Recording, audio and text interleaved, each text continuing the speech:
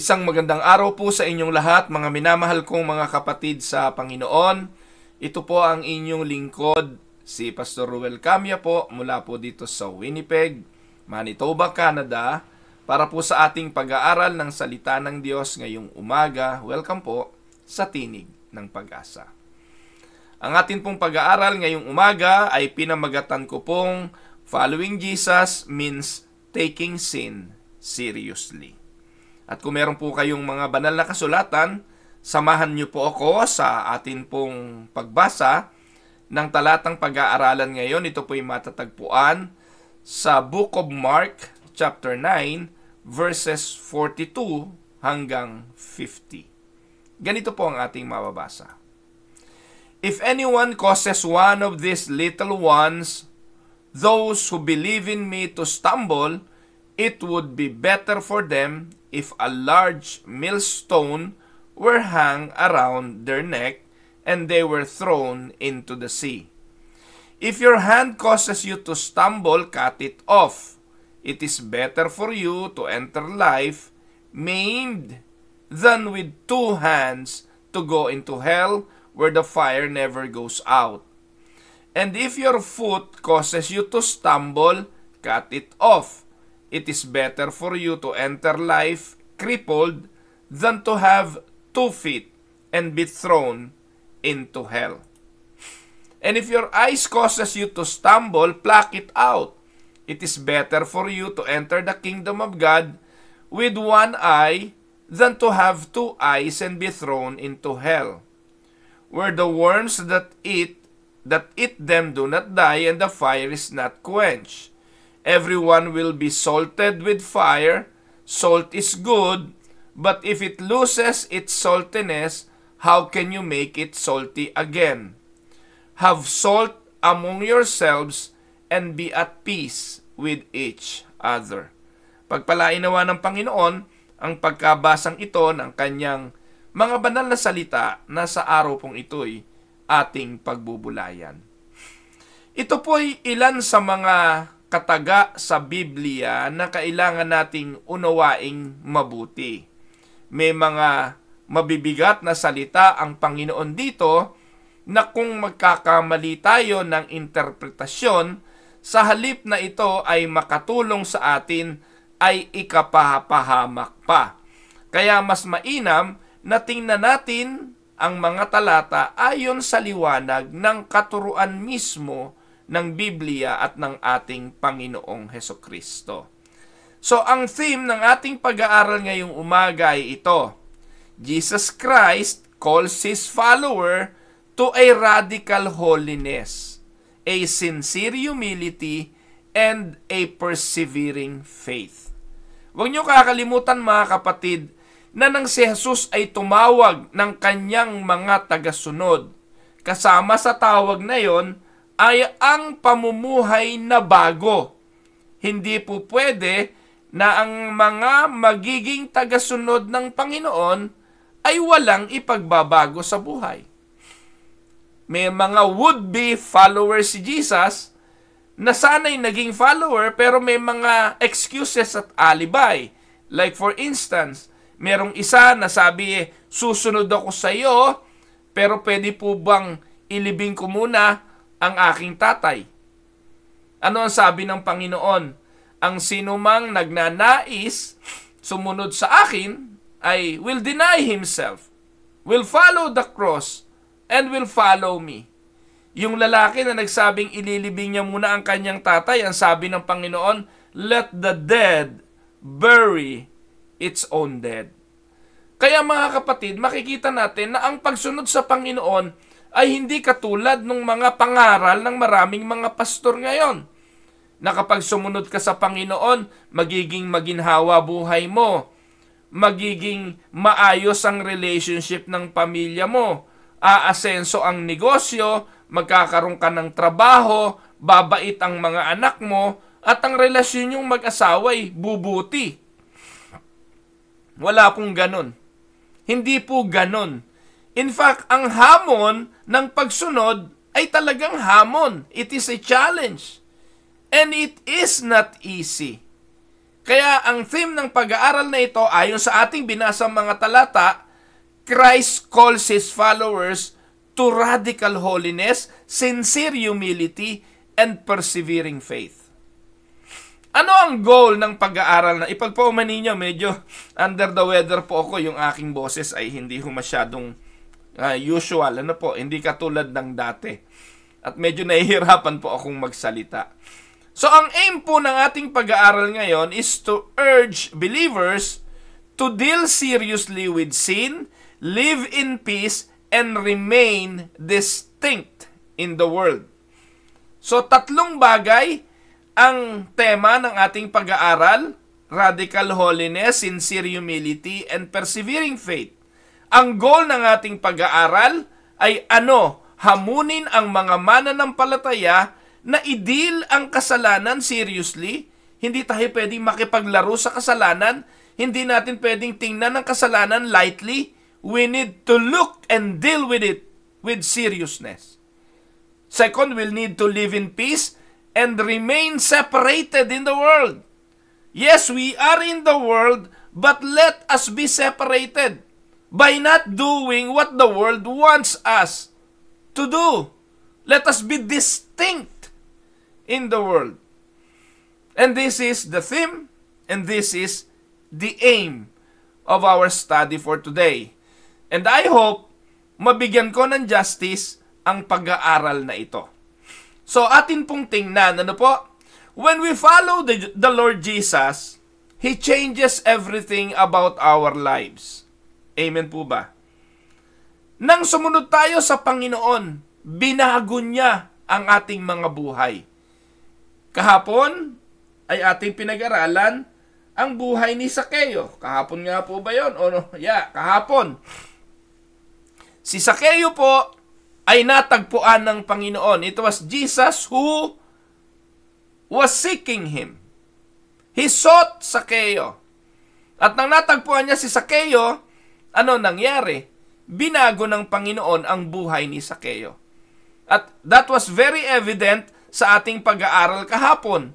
Sabi ni Sakeo, kung ako'y nakapandaya, ibabalik ko. So yun po'y pagpapatunay na kapag susunod sa Panginoon, ang Panginoon ang babago ng buhay ng taong iyon. So when we follow Him, He changes everything about us, how we act, how we think, and how we treat others. Those are the fruits of being saved. Those are the fruit of being Christ's disciples. Yon ang bunga ng pagiging tagasunod ni Kristo. Sa passage na ito na ating pinag-aaralan, Jesus gives us strong words. Kung i-analyze po natin ang mga kataga ng Panginoon dito, this is something that we don't easily grasp. Kailangan ng isang malalim na pangunawa para ito'y maintindihan. It is really very strong para sa mga bagong makakarinig. Imagine mo, dukitin mo mata mo, putulin mo kamay mo, hindi madaling salita yon. At kung ikaw'y bagong mananampalataya, tapos sasabihin ng Panginoon, putulin mo kamay mo, mas mainam walang kamay, pumunta sa langit kaysa sa impyerno, dukutin mo mata mo, mas mainam ang bulag na pumunta sa langit kaysa pumunta sa impyerno. How strong that word for us to truly grasp and understand. Pero dito po mga kapatid, alam natin na si Jesus is full of love, grace, and compassion. But He also speaks with honest warnings. Bagamat alam natin ang pag-ibig, biyaya at kahabagan ng Panginoon, pero wag niyo ipagkakamali na ang mali ay kanyang sinasaway at yung hindi tama ay kanyang itinutuwid at masakit ang kanyang kataga ng pagtutuwid. Jesus offers commands. At hindi po ito isang bagay na dapat i-take lightly ng mga mananampalataya. Kaya ang tanong why Jesus speaks strongly here in this passage? Why Jesus speaks strongly here? Ang sagot, because He knows how dangerous sin is. Amen? At sin can slowly pull people away from God, hurt others, and destroy relationships. Those are the things that sin can do kahit sa mananampalataya. Amen po ba? Ang epekto ng kasalanan, hahatakin tayo kahit mananampalataya na. Romans chapter 7, si Apostol Pablo mismo ang nagtetestimony. Yung mga bagay na gusto ko, bakit hindi ko magawa? At yung mga bagay na ayaw ko, siya kong nagagawa. We will have that constant struggle in us. Amen? So, the Lord Jesus wants us. This passage is a call for us to wake up. This passage is a call to wake up, to take sin seriously, and follow Jesus with a true heart. Jesus wants us, by warning us, He wants to warn us about how dangerous sin is and how important it is to stay close to Him. Napakahalaga na tayo'y laging malapit sa Panginoon, in constant fellowship with Him. Because Jesus knew the danger and the power of sin. Sa pag-aaral na ito ngayong umaga, may 3 lesson tayong matututunan from Jesus. 3 lang, na po. 3 lessons from Jesus. Anong una? Lesson number 1, do not lead others into sin. Ito ang binabanggit ng verse 42. Mark 9:42 ang sabi, sinimula ng Panginoon ang paalaala sa mga tagapakinig at paalala sa lahat ng mananampalataya. Anong sabi diyan? If anyone causes one of these little ones, those who believe in me, to stumble, it would be better for them if a large millstone were hung around their neck and they were thrown into the sea. So Jesus is saying, listen carefully, anong ibig sabihin yan? Jesus is saying, if you make someone sin or walk away from Christ, it is a very serious thing. Kung sino man ika ang nagiging daan ng katitisuran sa mga maliliit na ito na sumasampalataya sa akin, it is a very serious matter. Maaari mga kapatid, na yung binabanggit na little ones dito, look at the word little ones, no? The little ones can mean children, literally children, or new believers. Dalawa ang pakahulugan dyan. Pag sinabing little ones, pwedeng mga bata. Do you remember doon sa sulat ni Marcos kung saan pinipigilan ng mga alagad yung mga bata na lumapit sa kanya? Pero sinaway sila ng Panginoon at sinabing, huwag niyong pigilin ang mga bata na lumapit sa akin sapagkat malibang mga situlad kayo sa mga ito, hindi kayo papasok sa kaharian ng langit. So Jesus was giving importance to the childlike faith of the children. Kaya yung little ones na binabanggit dito can mean children or new believers. Kasi yung mga bagong mananampalataya, ang tawag din sa kanila ay mga sanggol sa pananampalataya. Sinabi ng Panginoon na hindi ko kayo mapakain ng karne kasi hanggang ngayon ang kaya nyo palang ay gatas dahil kayo'y mga bata pa. Amen po ba? So mga kapatid, maaari din naman na ang binabanggit dito na little ones are those who are still growing in faith. O mga immature believers pa. Bagamat matagal na sila, nakabilang ng simbahan, pero yung kanilang maturity ay mabagal maaaring sila ang binabanggit na little ones. So, you may not realize how much your actions affect others. Maaaring hindi natin to napapansin, hindi natin to napagtutuunan ng pagpapahalaga, pero naniniwala po ba kayo na anumang aksyon na ginagawa ninyo o ng bawat isa sa atin nakakaapekto sa iba? Amen? At dahil po nakakaapekto to sa iba, hinahamon tayo sa isang uri ng pamumuhay na huwag maging katitisuran.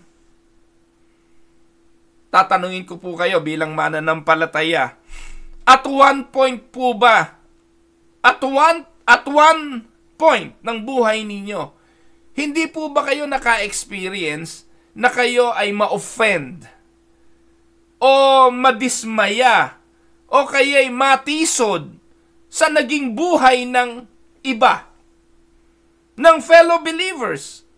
Hindi ho ba kayo naka-experience na kayo'y madismaya? Maari hindi alam nung tao, pero naka-experience tayo ng pagkatisod dahil sa uri ng kanyang pamumuhay. Like for instance, dumating ka sa church, inaasahan mo na ang mga nasa loob ng church na yon ay mga matured believer na. Inaasahan mo na hindi na palamura, hindi na mapapangalo niya, hindi na mga mapag-isip ng masama sa kapwa, hindi na mga pabayang magulang. So kung tutusin, dapat ang inaasahan nga natin ang mga nasa loob ng church na mumuhay na ng may kabanalan. But how often we see the other way? We saw different things happening in the church na taliwas dun sa ating inaasahan. Nakakakita pa rin tayo ng mga nagchichismisan sa loob ng simbahan, nakakabalita pa rin tayo ng may mga affairs sa loob ng simbahan, mga corrupt, at kung ano-ano pang uri ng kasalanan sa loob ng church. At madalas, nagiging cause ito ng katitisuran sa mga mahihina. And I would like to tell you this, sometimes we may not realize it na yung ating action ay nakakaapekto sa buhay ng iba. Your life is like a signpost. You are either pointing others towards Jesus or you are pointing away, no, from Him. Kumusta buhay natin? Nagiging halimbawa ba ito para ang mga bago at batang mananampalataya maitulak natin at maituro kay Kristo? O nagiging daan pa tayo para tumalikod ang iba at hindi manampalataya kay Kristo dahil sa mali at masama nating ehemplo? Halimbawa, if a Christian encourages a friend to lie or to gossip or to skip church, that can hurt their walk with Christ. Tama? Ang tanong, anong dapat nating gawin? What should we do? Bilang mga mananampalataya para wag tayong maging daan ng katitisuran? Una, be careful how we talk and act. Mag-ingat tayo kung paano tayo magsasalita at paano tayo mamumuhay. At pangalawa, help others follow Jesus, not push them away. Amen? Bilang application, tanong natin sa ating mga sarili, am I helping others grow? Or am I getting in their way of growth? Nakakatulong ba tayo sa paglago ng iba? O tayo pa yung nakakatisod para sila ay lumago at magpatuloy? And that is the first lesson. Do not lead others into sin. Can we say amen? Kung ayaw nating take note, kung ayaw nating matisod sa buhay ng iba, lalong dapat hindi rin naman tayo katitisuran sa buhay ng iba. Tama? Lesson number 2. Get rid of what leads you to sin. Yung application nito, ang dapat nating maintindihan. No? Ang sabi, get rid of what leads you to sin. Ang sabi ng talata, if your hand causes you to stumble, cut it off. It is better for you to enter life maimed than with 2 hands to go into hell, where the fire never goes out. And if your foot causes you to stumble, cut it off. It is better for you to enter life crippled than to have 2 feet and be thrown into hell. And if your eye causes you to stumble, pluck it out. It is better for you to enter the kingdom of God with 1 eye than to have 2 eyes and be thrown into hell, where the worms that eat them do not die, and the fire is not quenched. This is really a strong word. And Jesus here uses strong and shocking words. Hindi dahil gusto niya tayong saktan, o hindi dahil gusto niyang saktan natin ang ating mga sarili. Hindi po yun ang layunin niyan, na literally, pag meron kang nakuha na hindi iyo, putulin mo kamay mo, o yung putulin mo paa mo, dukitin mo mata mo, literal. This doesn't mean we hurt ourselves physically. Anong ibig sabihin ng talata? Ang naisin, Jesus wants us to wake up to how serious sin is. Pinakikita ng mga talatang ito, ganun kaseryoso ang kasalanan na hindi dapat natin to tinetake lightly. Jesus is saying, if something in your life is causing you to sin, get rid of it. Even if it is hard. Madali ho ba yun, mga kapatid? Circumcision nga lang, kapirasong balat lang puputulin eh. Napakahirap, masakit eh. Bilang lalaki, nakaranas po ako niyan eh. Lalo na putulin ng kamay, putulin ng paa, at dukitin ng mata. Literal ho ba yan? Hindi. Anong ibig sabihin yan? Jesus is saying, if something in your life is causing you to sin, get rid of it, even if it is hard. Ano ba yung hand, foot, and eye? Yung kamay, yung paa, at mata, this represent what we do, where we go, and what we look. Tama? Yung kamay, ito ang ating ginagamit sa paggawa. Yung paa, ang ating ginagamit sa ating paglakad. At yung mata, ang ating ginagamit upang makita ang lahat. Nung sinabing cut it off, anong ibig sabihin? It means to get rid of the things in your life that lead you to sin. Huwag dalahin ang iyong kamay sa paggawa ng hindi kalugod-lugod sa Diyos. Huwag dalahin ang iyong katawan sa pamamagitan ng iyong paa sa mga lugar na hindi kalugod-lugod sa Diyos. At huwag kang dalahin ng iyong mata sa pagtingin sa mga bagay na hindi kalugod-lugod sa Diyos. Putulin mo ang lahat ng mga bagay na nagiging dahilan para hindi maging kalugod-lugod sa Diyos. It is not literally the hand, the feet, and the eye, kung hindi yung mga bagay na hindi nakakalugod sa Diyos. Halimbawa, let us put it in a very clear examples. 1. If watching certain videos leads you to sin, cut it off. Stop watching them.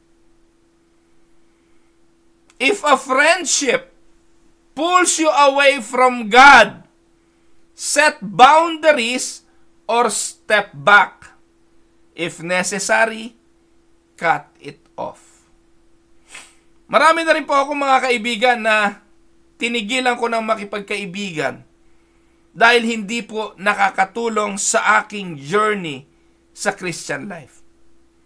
Mga kaibigan ko dati na hindi na nakakatulong sa ministeryo na nais ipagawa sa akin ng Diyos, I would rather cut it off than being pulled by friendship away from my mission, from what God wants me to do. If your telephone distracts you from prayer, cut it off. A relationship that constantly leads you to sin, cut it off. Social media that fills your mind with lust, anger, or envy, cut it off. Habits like laziness, bitterness, or even secret addictions, cut it off. Ang tanong, why? Ang sagot, because sin destroy our relationship with God. Jesus is worth more than anything we have. Amen, mga kapatid. Kaya nakikita po natin sa ikalawang lesson yung katotohanan na Christ is urging us to get rid of anything that leads you to sin. Kamay, paa, mata. Mga bagay na ginagamit natin sa pagtatrabaho, pinatutunguhan, at lahat ng ating nakikita. Pag merong mga dahilan para magkasala, cut it off. Amen? Pangatlong lesson, be salty. Ano ibig sabihin yan? Maging asin, maging maalat, live a godly life that's different from the world. Verses 49 to 50, ganito ang ating mababasa. Everyone will be salted with fire. Salt is good, but if it loses its saltiness, how can you make it salty again? Have salt among yourselves and be at peace with each other. This sounds strange. Pero anong kahulugan nito? Ito po ang kahulugan. Una, salted with fire. Binanggit po yan ng Panginoon eh. Everyone will be salted with fire. Anong kahulugan yan? Salted with fire means every believer will go through testing or trials. Hindi niyo po ba naririnig sa Katagalugan? Meron pong kataga na kapag ang isang bata ay hindi mapakali, sabi ng mga matatanda, ano ka ba? Para kang inaasnan. Ano niyo po ba yan? Para kang inaasinan.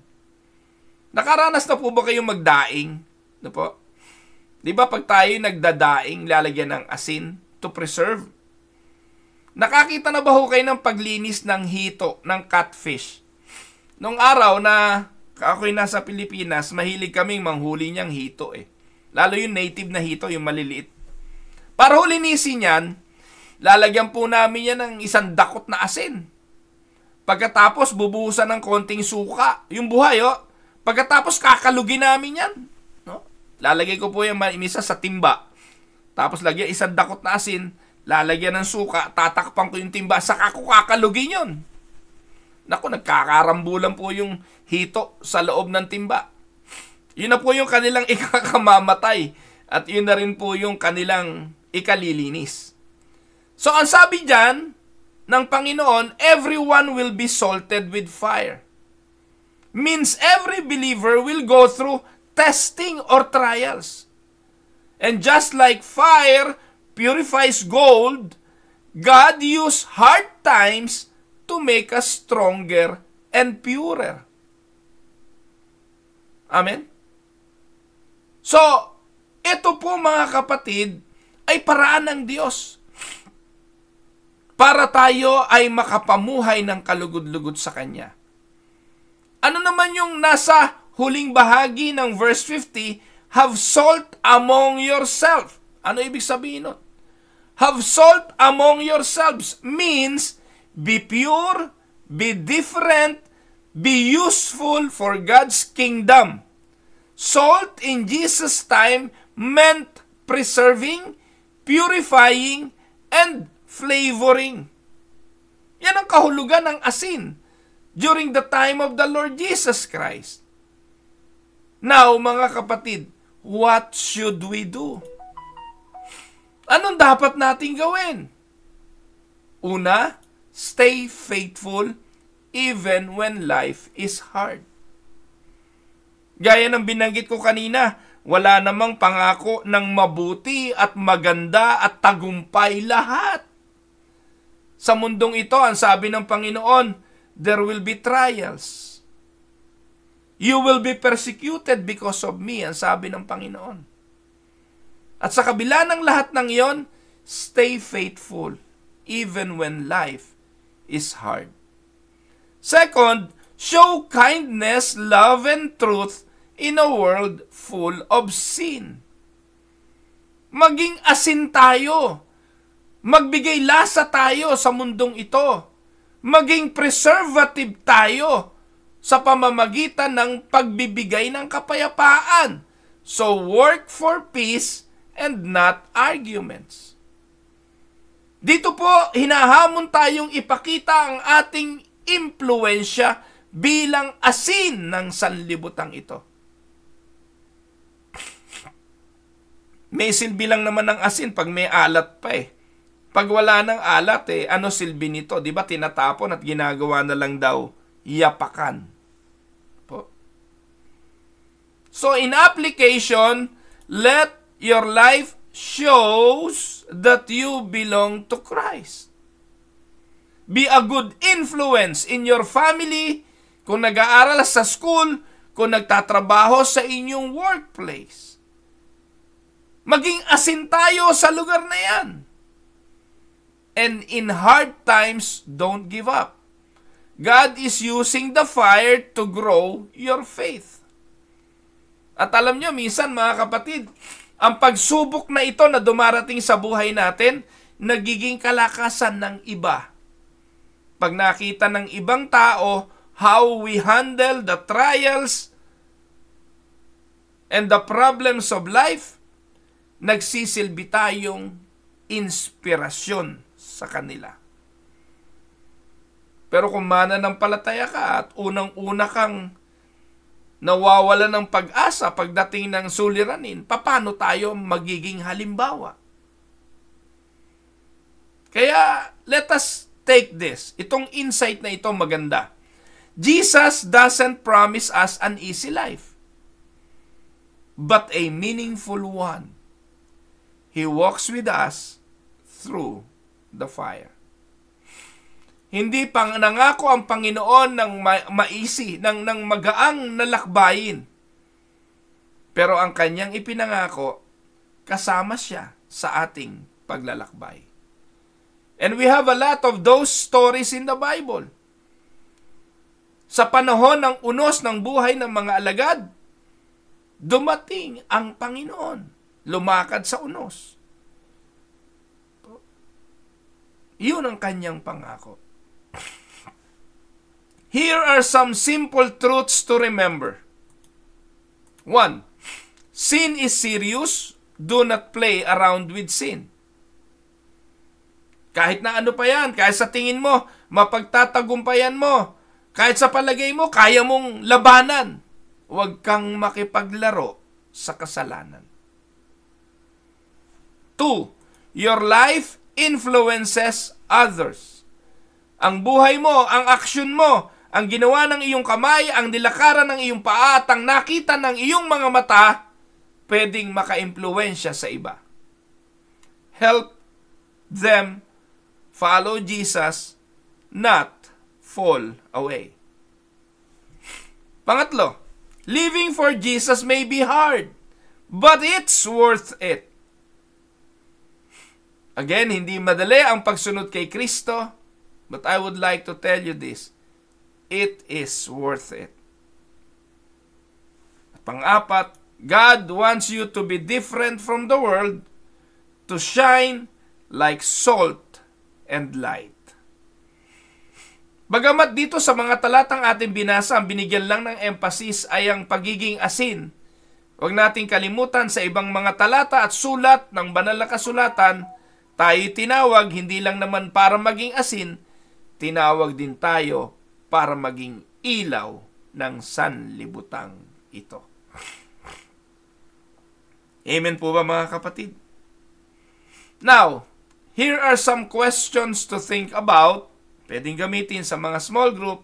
1. Is there anything in my life that pulls me away from Jesus? 2. Am I helping or hurting others in their faith? 3. How can I be salt to the people around me? And 4th, what does it mean for me to take my walk with Jesus seriously? To conclude our lesson for today, Jesus help us grow. Jesus don't tells us things para tayo takutin. Hindi ibinigay ang mga talatang ito para manakot. But He speaks with strong words because He loves us and He wants to protect us. Amen? So if we trust Him, He will give us the strength to say no to sin, love others, and stay strong even when it is hard. Sabi ng Titus 2:11-12, the grace of God teaches us to say no to ungodliness. At huling challenge, let us follow Jesus with our whole hearts. Let us take sin seriously, live to please God, and help others to grow in their faith. Amen? Nawa po ang mensaheng ito ay nakapagdulot ng hamon sa bawat isa sa atin paano mamumuhay ng kalugod-lugod sa Panginoong Hesukristo. God bless mga kapatid. Humingi po ako ng paumanhin, hirap na hirap po ako no? Barado po yung aking mga ilong. At medyo masakit na yung ulo ko, masama po yung pakiramdam ko. So kindly include me in prayers. At again, ito po ang inyong lingkod, si Pastor Ruel Camia po, mula po dito sa Winnipeg, Manitoba, Canada, para sa ating pag-aaral ng salita ng Diyos ngayong umaga. Welcome po uli sa Tinig ng Pag-asa. God bless mga kapatid.